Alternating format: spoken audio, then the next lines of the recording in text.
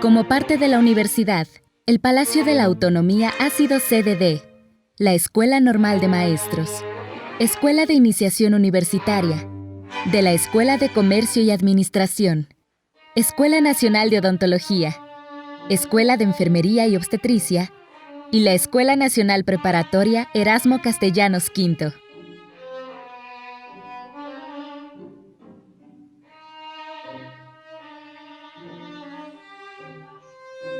Pero, antes de alojar instituciones de la universidad, el predio formó parte del Convento de Santa Teresa la Antigua.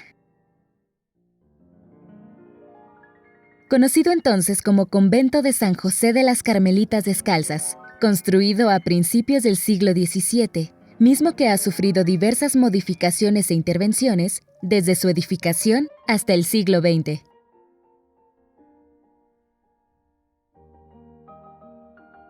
Sus muros son fieles testigos de la breve estancia de Sor Juana Inés de la Cruz en esta orden, que abandonó debido a la rígida vida conventual de las carmelitas. Nuestra 10ª musa mexicana regresó a la corte, para después unirse a las jerónimas. Durante el proceso de independencia de México, este convento también sirvió de prisión a doña Josefa Ortiz de Domínguez, tras ser descubierta la conspiración del cura Hidalgo.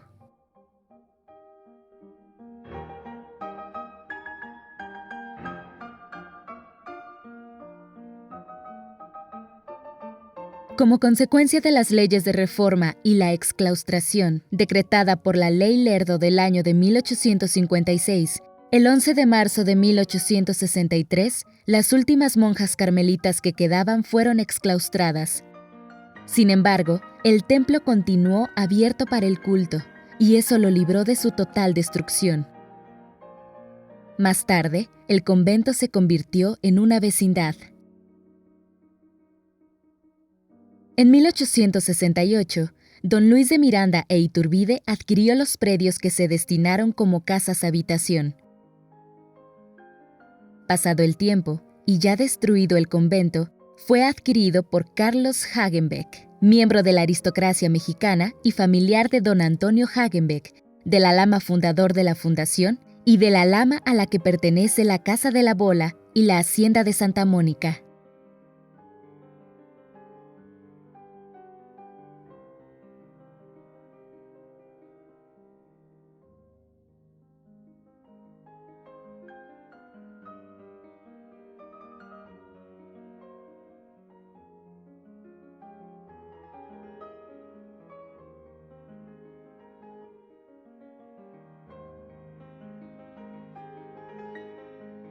El abogado, escritor, periodista y maestro Ignacio Manuel Altamirano, en 1886 tuvo la encomienda de desarrollar un proyecto para crear la Escuela Normal de Profesores de Instrucción Primaria.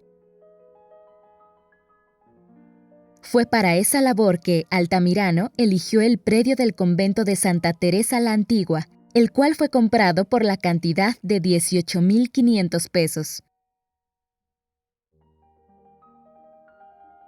Ese mismo año se designó a Enrique Lobscher para su remodelación y reconstrucción.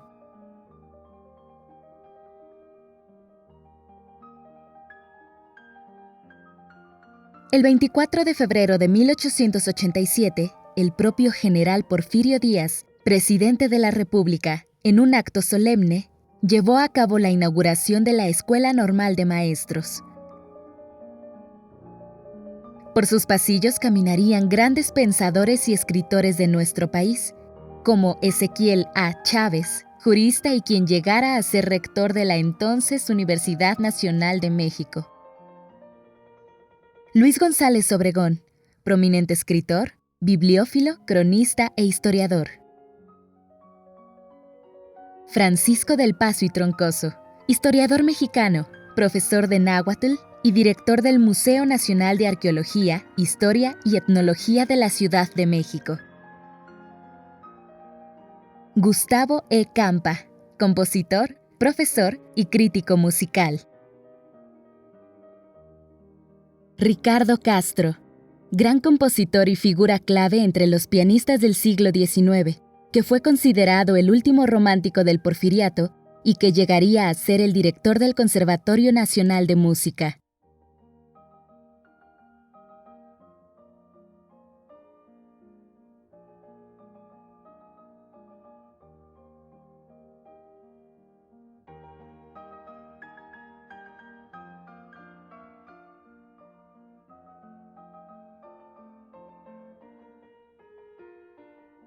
Para 1890, las propias necesidades del plantel requirieron de una ampliación mayor y de una modernización arquitectónica. El arquitecto Manuel Francisco Álvarez fue quien emprendió este trabajo.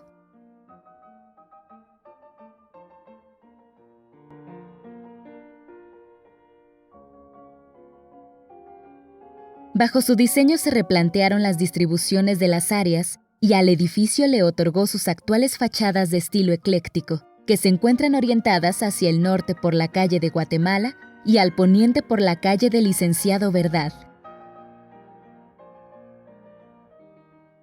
Años más tarde, como si el destino le tuviera designada otra encomienda a este maravilloso inmueble, este se convierte en la sede de la Universidad Nacional de México. Por iniciativa de Justo Sierra, ¿será coincidencia que sea un discípulo de Ignacio Manuel Altamirano? En 1910, el entonces ministro de Instrucción Pública de México es quien promueve el Congreso Nacional de Educación Primaria y la reapertura de la Universidad Nacional de México, otorgándole al recinto la sede de la Rectoría y de la Escuela de Altos Estudios, después de haber sido nuevamente remodelado, en esta ocasión, por el ingeniero Porfirio Díaz Ortega.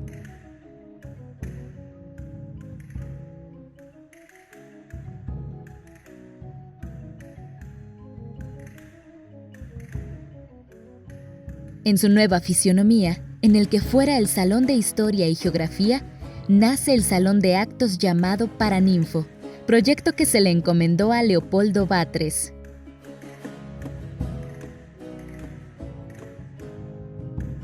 Aquí hablemos de este fundamental espacio.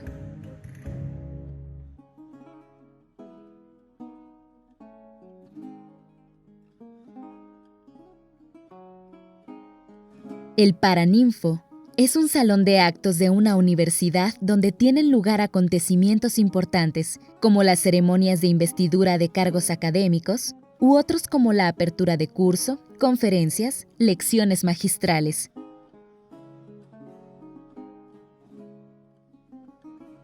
Este salón de estilo neobarroco fue inspirado en el Salón El Generalito, de la entonces Escuela Nacional Preparatoria, ubicada en San Ildefonso.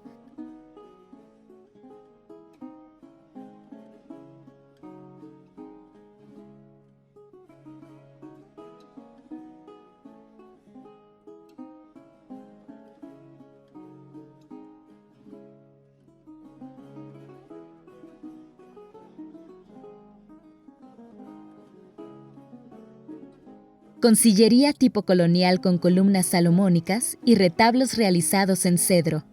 Sobre el retablo principal, aún se puede observar el escudo liberal y positivista de la universidad con su antiguo lema.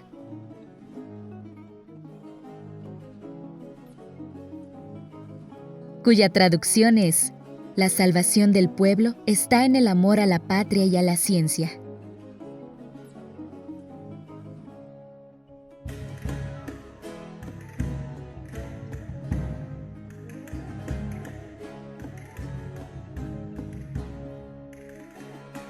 Para acentuar el estilo barroco, en el Paraninfo se colocaron 12 óleos del siglo XVII, firmados por Pedro Sandoval, llamados Las Síbilas, propiedad de la Real y Pontificia Universidad de México.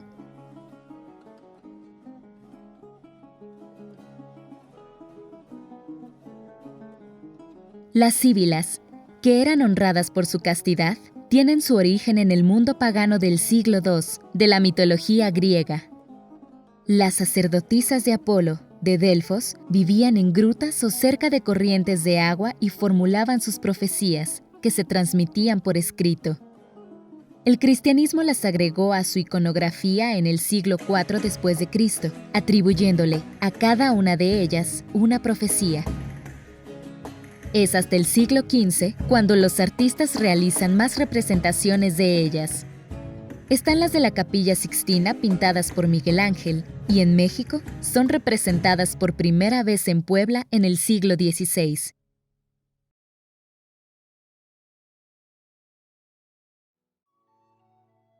Regresando a la vocación universitaria del recinto, repasemos fechas memorables.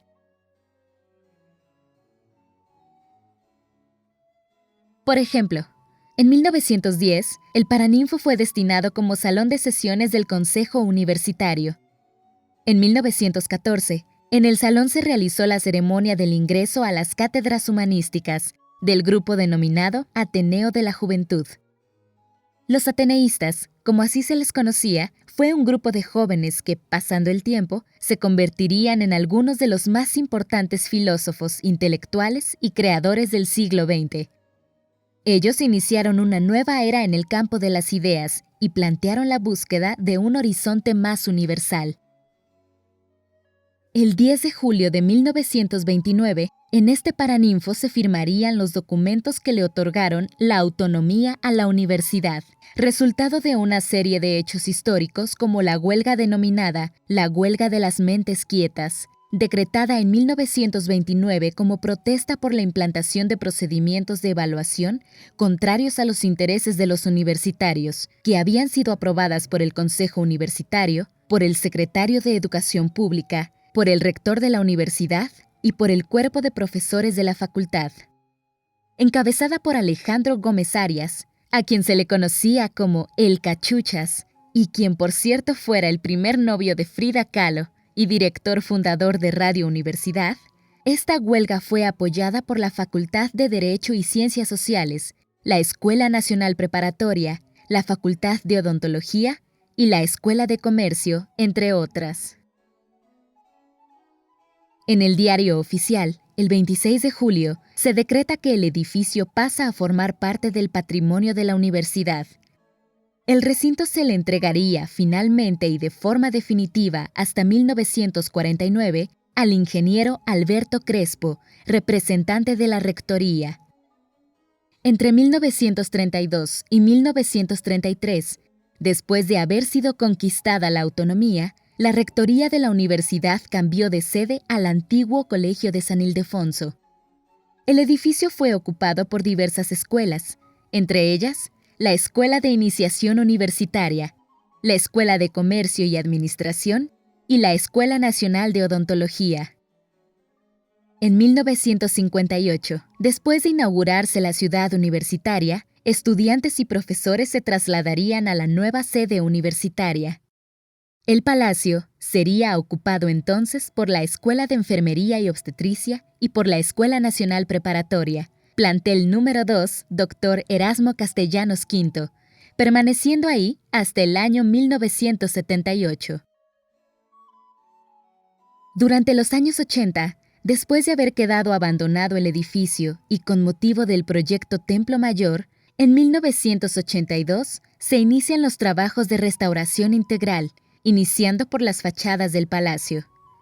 Ese mismo año, el Palacio de Odontología, que así se le conocía en ese periodo, por decreto presidencial, se incorpora al dominio público de la Federación, destinado al servicio de la Secretaría de Educación Pública. 1997. Como parte de las obras de restauración realizadas se encuentran los trabajos de exploración arqueológica, con los cuales se lograron sacar los vestigios del convento de Santa Teresa la Antigua, ruinas de una casa de la segunda mitad del siglo XVI, la casa de Juan Luis de Rivera, así como restos de lo que fueran construcciones realizadas por los mexicas, particularmente del Cuateplantli, muro de serpientes que delimitaba físicamente el recinto principal del Templo Mayor. En 1991, la Facultad de Odontología recibió la custodia del edificio, creando el Patronato Pro Reconstrucción del antiguo Palacio de Odontología para su restauración, rehabilitación y posterior mantenimiento. De 2002 a 2003 empieza la última etapa de restauración del inmueble, definiéndose su uso como Palacio de la Autonomía, Sede de espacios destinados a exposiciones temporales y permanentes, unidad de seminarios, instalaciones de Radio UNAM FM, así como los centros externos del CELE, Centro de Idiomas, y de la Dirección General de Cómputo y de Tecnologías de Información y Comunicación.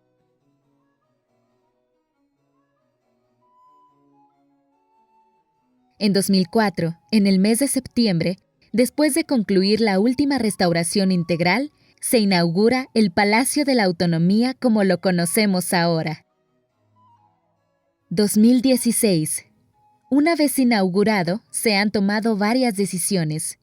Los salones de la planta baja fueron destinados para presentar diversas exposiciones temporales. Asimismo, la cabina de Radio UNAM dejó de funcionar. La DGSCA cedió el espacio para que fuera utilizado por el Centro de Idiomas y Enseñanza de Lenguas Extranjeras. Actualmente, el recinto está bajo la custodia de Fundación UNAM, que lo incorporó al programa de Usos de Inmuebles Históricos Patrimonio de la Universidad, cuyo objetivo, como señalamos al inicio, es la obtención de recursos para los diversos programas de apoyo docente, académico y estudiantil bajo patrocinio de la Fundación. Desde que Fundación UNAM tiene la custodia del Palacio de la Autonomía, se han realizado una gran diversidad de actividades sociales y culturales.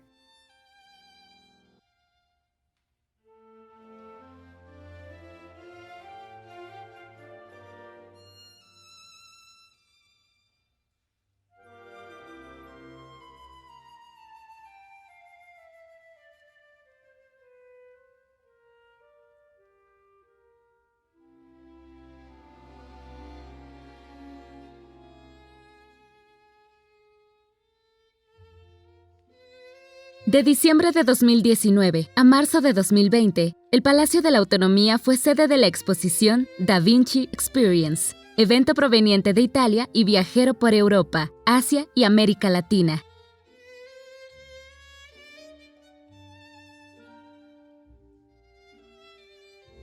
El Salón Mural fue el espacio asignado para esta experiencia, en la que miles de visitantes conocieron la vida y trayectoria del científico a través de visitas guiadas, talleres, interacciones con realidad virtual y proyecciones de 360 grados.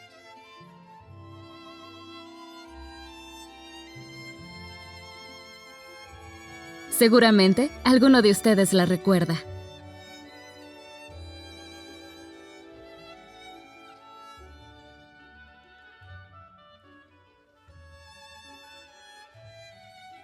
El Palacio de la Autonomía vive en el corazón del centro histórico de la Ciudad de México, declarado como Patrimonio Cultural de la Humanidad por la UNESCO en 1987.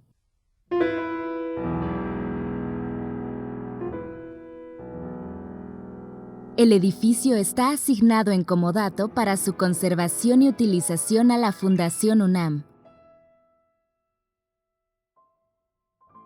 Aunque el Palacio de la Autonomía no es un museo, sus muros, suelos, salones y patios han sido testigo de acontecimientos históricos importantes en nuestro país.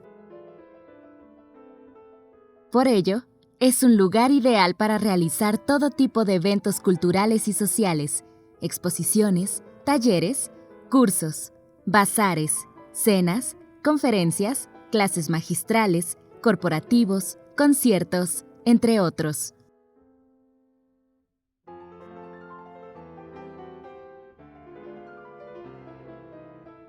Conozcamos sus espacios. De gran majestad son sus interiores, donde cobra cierta relevancia su vestíbulo circular con su decoración de mosaicos hexagonales y su escalinata forrada en mármol de Carrara, ambientada en su arranque por un piso con motivos geométricos. Esta escalera se bifurca en rampas de desarrollo circular y se encuentra iluminada por la cúpula de estructura metálica. Sus barandales son de una ejemplar herrería. Patio de los Naranjos. En este espacio se han llevado a cabo eventos de todo tipo. Tiene una capacidad para 350 personas en cóctel, 250 personas tipo auditorio y 80 personas en banquete.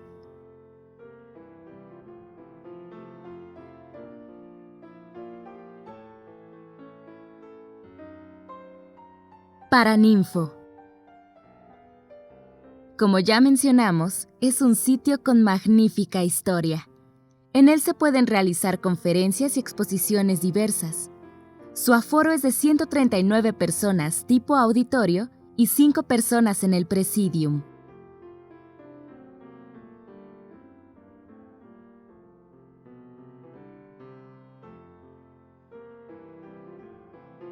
Balcón.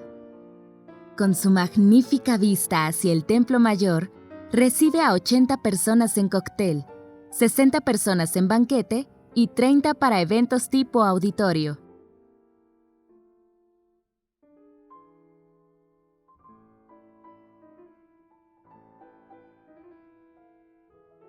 Salón de Vestigios. Un lugar único y mágico dentro de este recinto.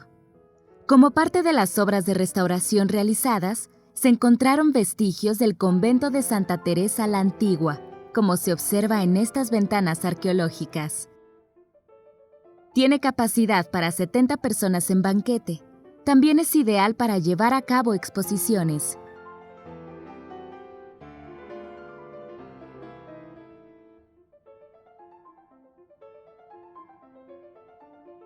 Patio de Vestigios. Ideal para conciertos, clases, talleres y obras de teatro.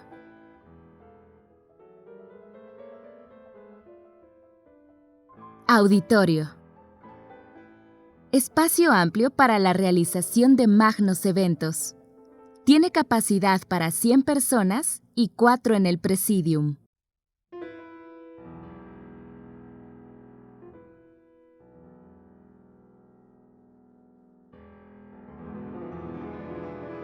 Salón mural. Precioso salón de usos múltiples. En él se pueden realizar exposiciones y talleres de todo tipo.